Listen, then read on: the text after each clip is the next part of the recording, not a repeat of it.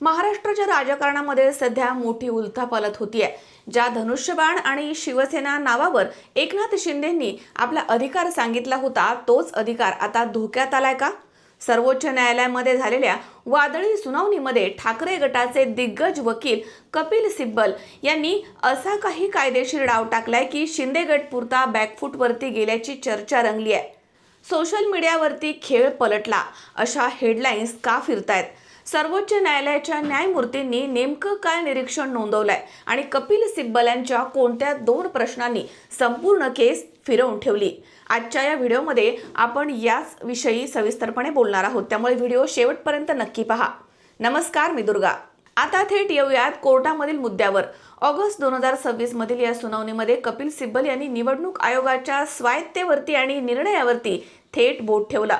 सिब्बल यांनी कोर्टाला म्हटलंय की निवडणूक आयोगानं केवळ विधिमंडळामधील म्हणजे आमदार खासदारांच्या बहुमताचा विचार करून शिवसेना नाव आणि चिन्ह शिंदे गटाला दिलं, जे संपूर्णपणे बेकायदेशीर आहे। सिब्बल यांनी संविधानाच्या 10व्या अनुसूचीचा म्हणजे पक्षांतर बंदी कायदा याचा हवाला देत 2 अत्यंत महत्त्वाचे मुद्दे मांडले आहेत। पहिला म्हणजे फूट या शब्दाला कायद्यामध्ये मान्यता नाही।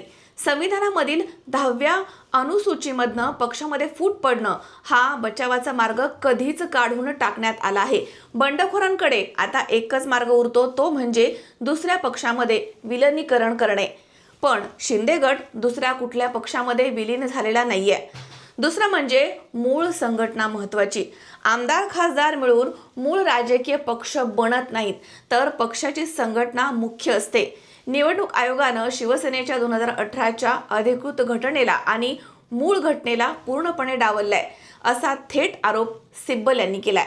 केवळ आमदारांचाच नाही, तर आता लोकसभेमधील 6 खासदारांच्या विलीनीकरणाचा मुद्दा देखील सुप्रीम कोर्टामध्ये तापलाय। लोकसेवा अध्यक्ष ओम बिर्ला यांनी उद्धव ठाकरे गटाच्या 6 बंडखोर खासदारांना शिंदे गटामध्ये विलीन होण्याची अधिकृत मान्यता दिली होती, ज्यामुळे ठाकरे गटाचे लोकसभेमधील संख्याबळ 9 वरून थेट 3 वरती आलं। या निर्णयाला ठाकरे गटानं कोर्टामध्ये आवाहन दिलं।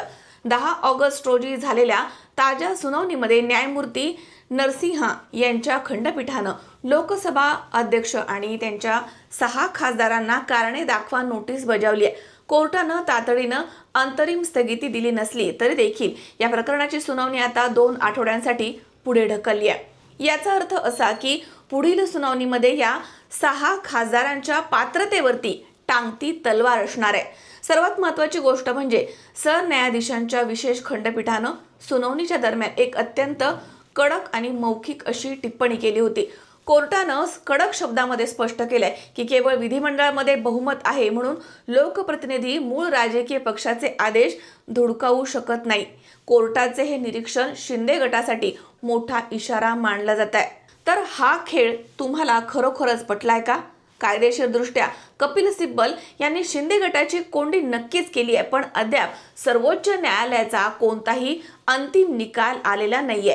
सुनावणी अंतिम टप्प्यामध्ये आहे। शिंदे गटाचे वकील नीरज किशन कौल या चक्रव्यूहामधनं कसा मार्ग काढतात हे पाहणं देखील आता महत्त्वाचं ठरणार आहे। तुम्हाला काय वाटतं? सर्वोच्च न्यायालयाचा अंतिम निकाल कोणाच्या बाजूने लागणार, ठाकरे की शिंदे? तुमची प्रतिक्रिया कमेंट्समध्ये नक्की कळवा।